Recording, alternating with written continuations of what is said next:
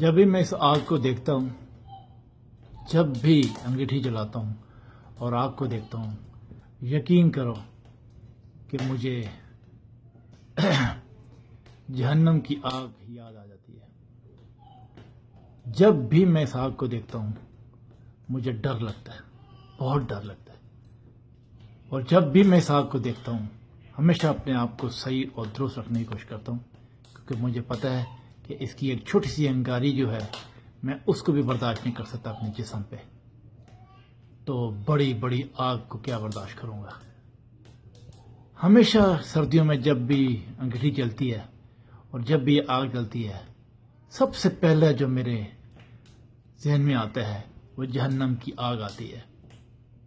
और उस आग को याद करते हुए मैं हमेशा कहता हूँ कि अल्लाह ताला मुझे साबित कदम रखे और हमेशा दुनियावी बकवासियात से बचा के रखे और मेरे गुनाह मुझे माफ़ कर दे अगर मुझसे कहीं हुआ हो तो, और हमेशा सीधा रास्ते पर चलने की तौफीक दे।